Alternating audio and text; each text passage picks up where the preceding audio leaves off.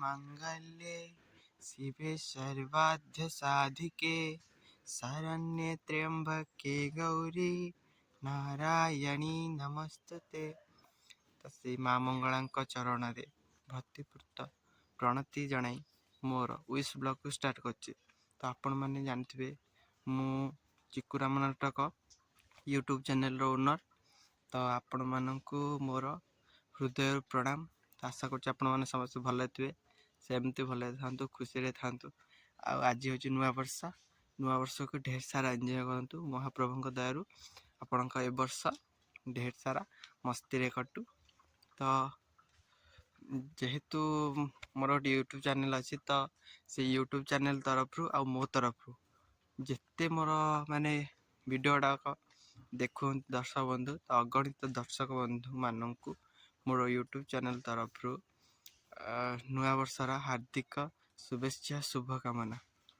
ତ ଏଇଟା ଆମ ଓଡ଼ିଆ ନୂଆବର୍ଷ ନହେଲେ ବି ଯେହେତୁ ନୂଆ ତାରିଖ ମାନେ ସବୁ ନୂଆ ତ ନୂଆବର୍ଷ ବି ମାନିବାକୁ ପଡ଼ୁଛି। ଏଇଟା ଇଂରାଜୀ ନୂଆବର୍ଷ, କିନ୍ତୁ ଆମ ପାଇଁ ନୂଆବର୍ଷ। ତ ନୂଆବର୍ଷର ମାନେ ନୁହଁ କି ମାନେ ନୂଆ ପିନ୍ଧିବା, ନୂଆ ଖାଇବା, ମାନେ ନୂଆ ଅୟସର ଚଳା, ସେଇଟା ନୁହଁ। ନୂଆବର୍ଷର ଅର୍ଥ ହେଇକି ମାନେ ଯେଉଁ ପଛ କଥା, ପଛ ପ୍ରୋବ୍ଲେମ୍ ସବୁ ତ୍ୟାଗ କରିକି ନୂଆ ମାର୍ଗରେ ଚାଲିବା।